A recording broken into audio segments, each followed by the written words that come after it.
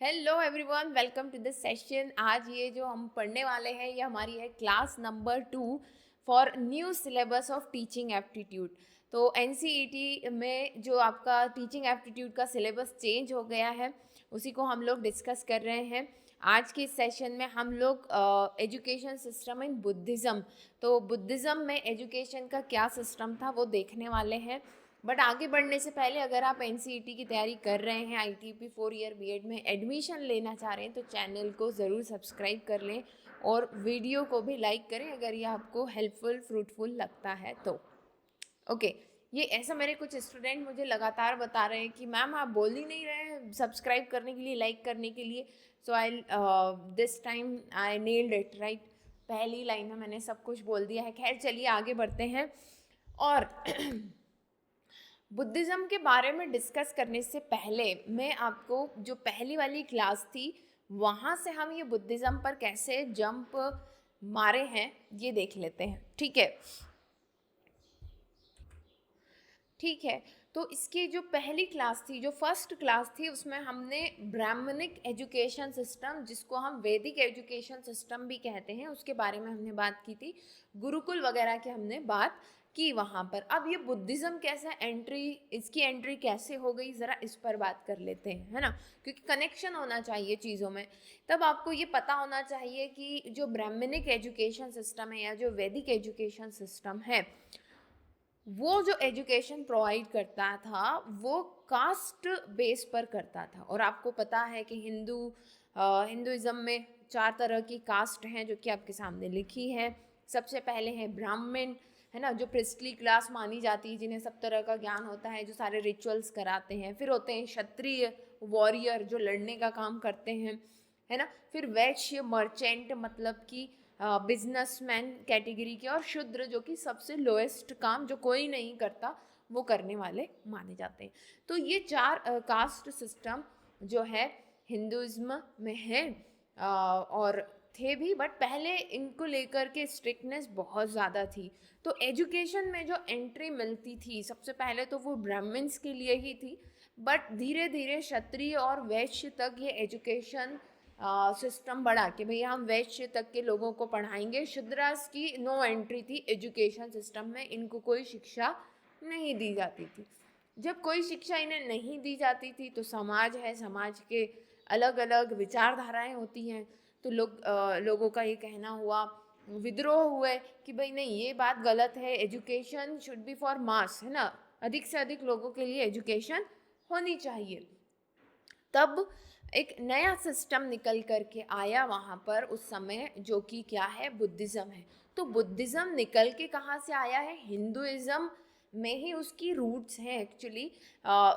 कुछ जो विद्रोह हुए, लोगों की जो नई सोच आई वो बन करके निकली किसमें, बुद्धिज़्म में। तो इसकी रूट्स आप कह सकते हैं कि हिंदुइज़्म में ही है। और एक विद्रोह के रूप में जो है बुद्धिज़्म जनरेट होता है।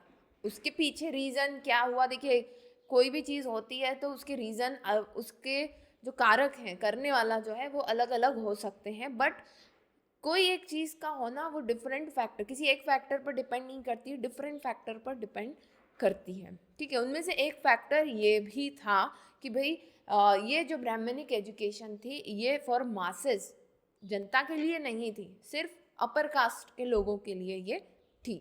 अच्छा, यहाँ पर एक इम्पॉर्टेंट चीज़ और ये है कि जो ब्राह्मणिक सिस्टम में जो एंट्री होती थी उसमें एक रिचुअल होता है। आपने नाम सुना होगा उपनयन संस्कार, है ना, जिसमें आपको वो जनेऊ वगैरह डाल करके फिर एक जो रिचुअल होता है जिसमें जनेऊ पहनाई जाती है। एक्चुअली में वो एक, इसको याद रखना है आपको, मैंने यहाँ लिखा हुआ है, उपनयन संस्कार जो है it's a formal ceremony to enter a student into a Brahmanic और वैदिक एजुकेशन सिस्टम।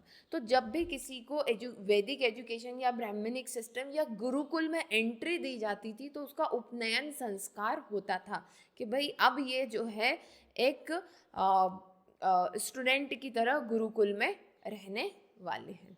ठीक है, तो क्या है उस सेरेमनी का नाम, उपनयन संस्कार। ठीक, तो ये एक एक्स्ट्रा इन्फॉर्मेशन थी जो पिछले उसमें रह गई थी। अब जैसे मैंने आपको कहा कि बुद्धिज़्म का जो बुद्धिज़्म जो आया है वो एक तरह के विद्रोह के रूप में आया, बट हमें ये कैसे पता चलता है ये मैंने अपने से नहीं बोला है ना। ये 3 चाइनीज़ स्कॉलर्स हैं जिन्होंने इन टाइमलाइंस में 339 टू 414 एडी में, है ना, फैहन या फैक्जीन, ये नाम आपको अलग अलग जगह देखने को थोड़ी स्पेलिंग में डिफरेंस मिल सकता है, ठीक है। ह्वेन सैंग 629 से लेकर के 645 एडी में इन्होंने विजिट किया और स्टडी किया कि भाई यहाँ इंडिया में क्या क्या चल रहा है। तो बुद्धिज़्म उस समय ज़ोरों पर था, ठीक है, तो उसकी इन्होंने स्टडी करी। और सियांग चाइनीज़ स्कॉलर 673 से 687 में इन्होंने विजिट करा।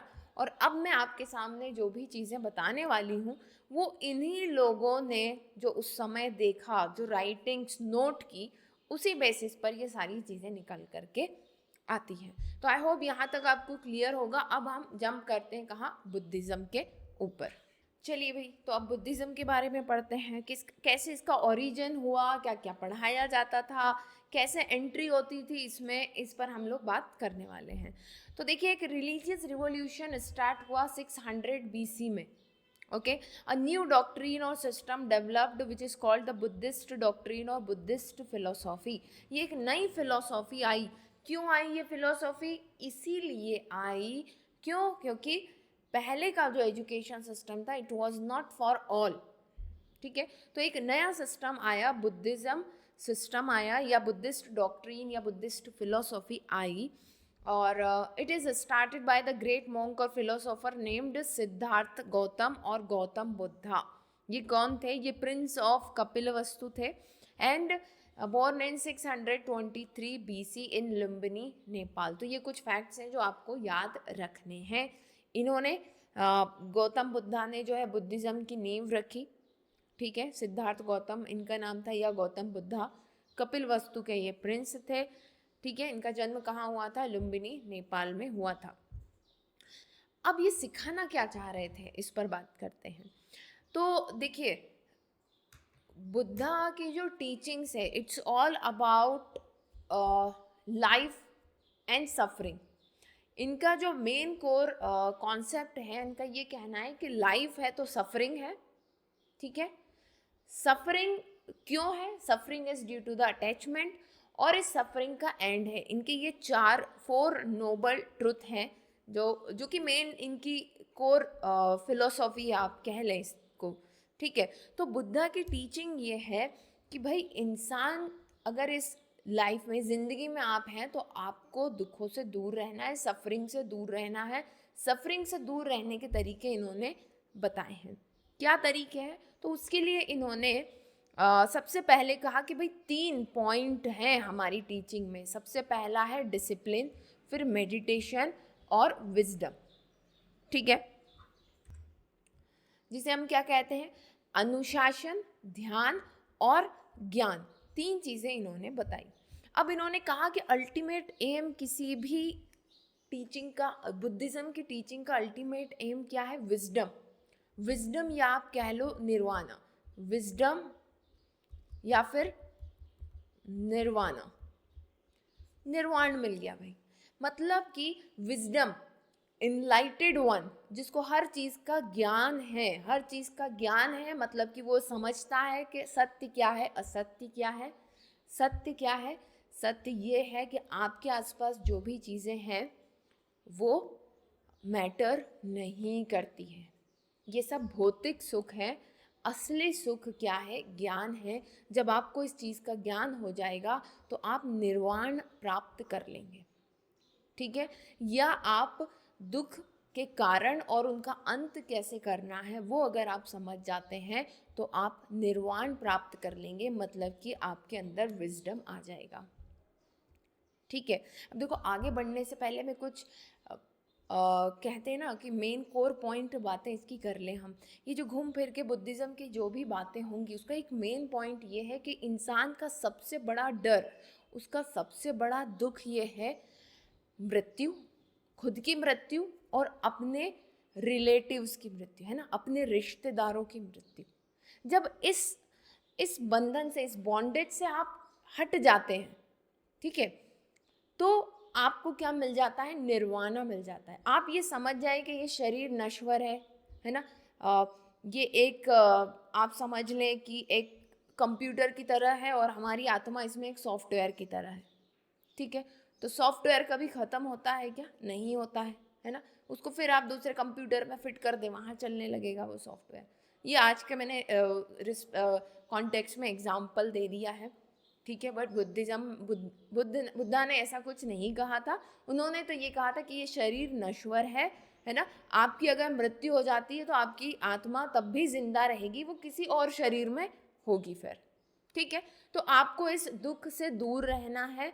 ये बर्थ रीबर्थ का जो साइकिल है वो चलता रहता है, ठीक है। ये अगर आप समझ जाते हैं then you are enlightened one and you are having wisdom, ठीक है। तो इन्होंने कहा कि विजडम अगर आपको प्राप्त करना है, निर्वाणा प्राप्त करना है, तो आपको मेडिटेशन करना होगा, डीप थिंकिंग करनी होगी। और डीप थिंकिंग तभी हो पाएगी बेटा जब आप क्या करोगे, डिसिप्लिन में रहोगे। समझ रहे हो कैसे एक दूसरे से रिलेटेड है। विजडम आपको प्राप्त करना है, निर्वाणा प्राप्त करना है, बर्थ रीबर्थ की साइकिल आपको समझना है, ठीक है। अगर आपको ये सब करना है तो आपको मेडिटेशन, डीप थिंकिंग करनी पड़ेगी। वो आप तभी कर सकते हो जब आप डिसिप्लिन में रहोगे। तो ये बात बुद्धिज़्म की टीचिंग है, बेसिक कोर टीचिंग है। फिर अगर हम इनके ये समझाने के लिए बाकायदा पूरे 22 साल का 22 ईयर का एजुकेशन सिस्टम है इनका। नॉट ओनली टू दिस, भाई कुछ कलाएं भी तो सिखाएंगे ये तो इनका मेन टीचिंग है कि भाई इंसान को ये समझ में आ जाए तब वो खुद की मदद और दूसरों की मदद कर पाएगा। इसके अलावा आपको कुछ स्किल्स भी चाहिए होंगी। तो पूरा 22 ईयर का इनका प्लान है एजुकेशन का, ठीक है। सो एडमिशन इन मोनेस्ट्री और monasteries was the centre of imparting knowledge. तो मोनेस्ट्रीज होती थी जिसमें बुद्धिज़्म एजुकेशन सिस्टम में एडमिशन मिलता था, ठीक है। एडमिशन जो होता था उस प्रोसेस को, है ना, उसको क्या कहा जाता था, पबजा। नाम याद रखना है। पबजा वॉज एन एक्सेप्टेड सेरेमनी। जैसे अभी अपन ने बात की ना वैदिक सिस्टम में उपनयन संस्कार, ऐसे इसमें पबजा है, means the going forth from home to homeless life of a monk. मतलब कि अब जो भी बुद्धिज़्म सिस्टम में एजुकेशन के लिए एंट्री कर रहा है उस प्रोसेस को क्या कह रहे हैं, पबजा। और अब उनका अपने रिलेटिव से कोई लेना देना नहीं है। They become homeless and now they become monk. They are on the path of become monk. Enter होते ही मोंक नहीं हो जाएंगे वो, ये याद रखना है आपको। एंटर होते ही मोंक नहीं होंगे, they come to the path of to become monk, ठीक है। Leaving behind all family and social ties to live the pure life of a monk to achieve nirvana. क्या अचीव करना है, nirvana. Performed when a child was 8 year old. कब होगी ये, जब 8 साल का हो जाएगा बच्चा तब उसको एंट्री मिलेगी एजुकेशन सिस्टम में बुद्धिज़्म के। जब एंट्री मिलती है तो उन्हें क्या एडवाइस दी गई है, 3 advices were administered on him. इस बच्चे पर जो एंट्री करेगा उस पर 3 एडवाइस है। Take refuge with Buddha, take refuge with religion, take refuge with the order. हाँ, तो मतलब क्या हुआ, टेक रिफ्यूज विथ बुद्धा मतलब मैं बुद्ध की शरण लेता हूँ, मैं रिलीजन की शरण लेता हूँ, मैं उनके आदेशों की शरण लेता हूँ। अब जब इस बच्चे की एंट्री होती है तो ये जो यंग स्टूडेंट है इसको क्या कहा जाता है, शर्मन। क्या कहा जाता है, शर्मन, शर्मन, ठीक है, ठीक। They had to shave his head and then put on yellow clothes. तो उनको क्या करना है, अपने हेड को शेव करना है और येलो क्लोथ्स में वो रहते हैं। Now they are on the path to become monk. But ये इतना आसान नहीं है। ये जो पबजा अपने आप में ये जो प्रोसेस है it is around of 10 years, no it's of 12 year. कब तक चलती है, कितने साल की है ये, 12 ईयर प्रोसेस है। कितनी है, 12 ईयर प्रोसेस, ठीक है ना। आगे चलो, उसके बाद जब ये 12 ईयर हो जाएंगे इनके, नाउ उसके बाद है उपसंपदा सेरेमनी। उपसंपदा सेरेमनी मतलब कि आपका कब्जा हो गया, 12 साल आपने पढ़ाई करी, उसके बाद आपकी फाइनल ऑर्डिनेशन सेरेमनी होगी, performed when a student was 20 year old. 20 year old हो जाएगा। देखो 8 साल में एंट्री दी थी, 12 साल तक आपने पढ़ाई करी। Life long strict binding on the disciplined life of a monk, तो मॉन्क की लाइफ पर आपको चलना है। After upasampada ceremony a student was regarded as a full fledged monk. Actually में ये जो उपसंपदा सेरेमनी है ना, इसमें ऐसा होता है कि ये मॉन्क बैठे होते हैं यहाँ, मतलब कि टीचर्स बैठे होते हैं और उनके सामने ये जो शर्मन है ये आएगा, है ना, और वाद संवाद जो भी कुछ उन्हें प्रश्न, आप समझ लो कि वाइवा वॉइस इसका चल रहा है, ठीक है, शर्मन का। अब अगर ये उस चीज़ को पास कर जाता है, इनके लिए वोट आ जाते हैं, इनके फेवर में ज़्यादा से ज़्यादा वोट आ जाते हैं, देन फिर 10 ईयर का एक प्रोसेस स्टार्ट होता है। उस 10 ईयर की प्रोसेस के बाद ये फुल फ्लेश्ड मॉन्क बनते हैं and become a permanent part of the Montessori, ठीक है, monastery, sorry monastery not Montessori, monastery, ठीक है, मोनेस्ट्री के क्या बनते हैं, ये पार्ट बनते हैं। ओके, नाउ बुद्धा ने क्या कहा है कि 4 सत्य हैं इस दुनिया में, अगर आप उन सत्य को समझ जाते हैं then you will get the nirvana, ठीक है। क्या है वो 4 सत्य? That is known as the 4 noble truths. He preached his follower the 4 noble truth, उसको इनकी लैंग्वेज में क्या, चत्वारी आर्य सत्यनी, ठीक है, 4 सत्य इन्होंने बताए हैं। That the world is full of suffering, ये दुनिया दुखों से भरी हुई है, ठीक है, अलग अलग तरह के दुख हैं। मरने का डर तो सबसे बड़ा डर मैंने आपको बता दिया, दुख ये भी है, फ़ोन को लेकर के दुख है, आज जो फ़ोन है उससे अच्छा फ़ोन चाहिए, एक छोटे से बच्चे को जो बॉटल है उससे अच्छी बॉटल चाहिए, अच्छा टिफ़िन चाहिए, अच्छे स्कूल में पढ़ना है, अच्छी बस में जाना है, तमाम तरह के ऐसे हर किसी को दुख है, ठीक है।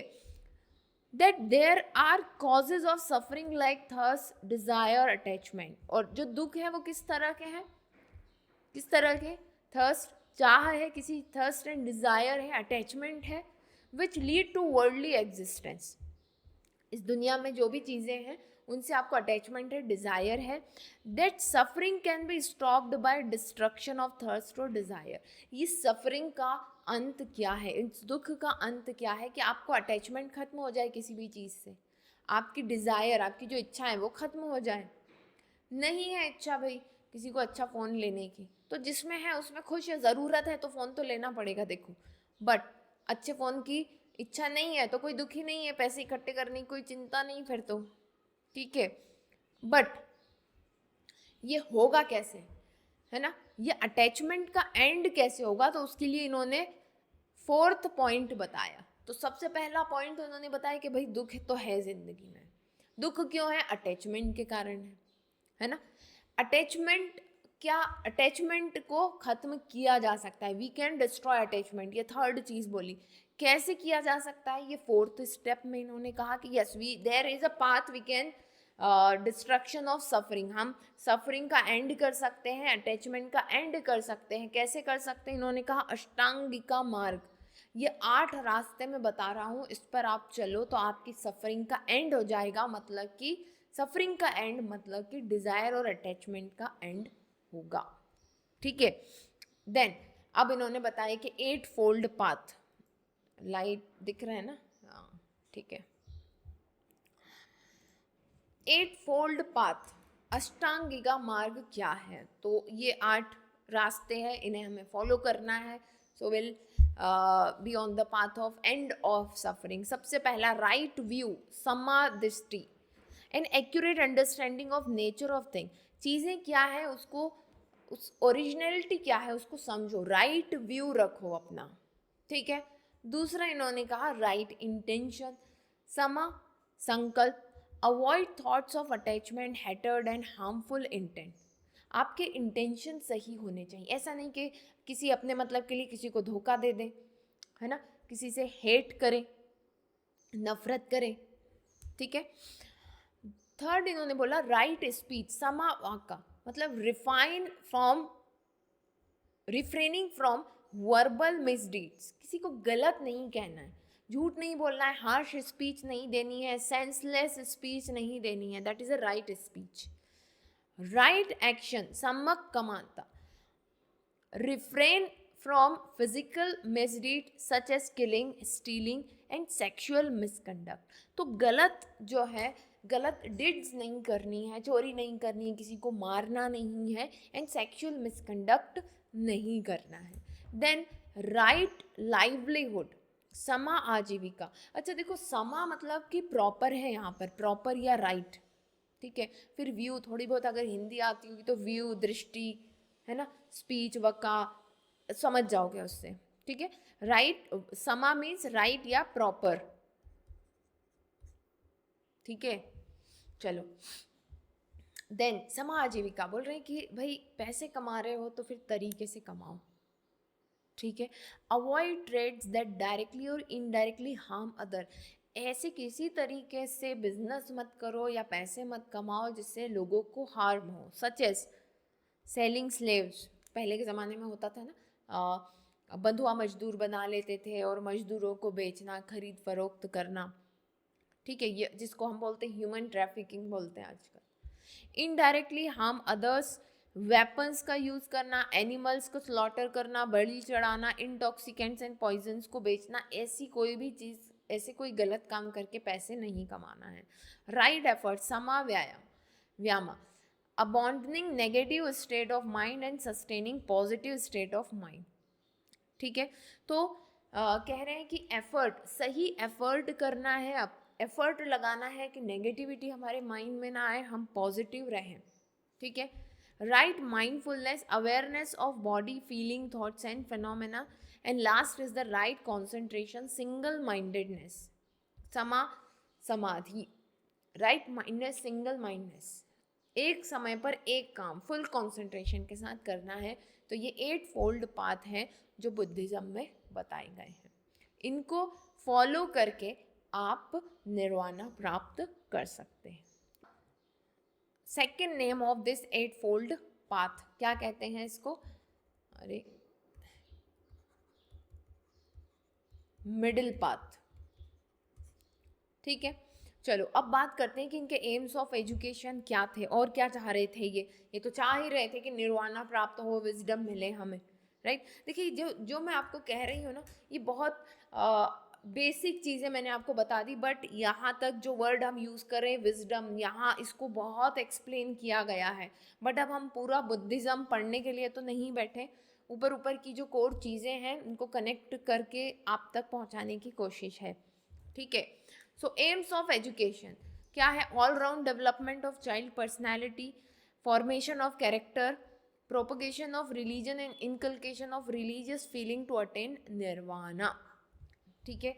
ये इनके एम्स ऑफ एजुकेशन थे। इस पर हम अभी पहले भी बात कर चुके हैं। भाई कैरेक्टर, व्यक्तित्व तो अच्छा होना चाहिए, चाइल्ड की पर्सनैलिटी का ओवरऑल डेवलपमेंट हो, हर एक चीज़ उसकी डेवलपमेंट ओवरऑल डेवलपमेंट से मेरा क्या मतलब है? साइकोमोटर डेवलपमेंट, और फिर आपका एस्थेटिक डेवलपमेंट और कॉग्निटिव डेवलपमेंट, ये हम बात कर चुके हैं यूनिट 2 के इंट्रोडक्शन में पहले।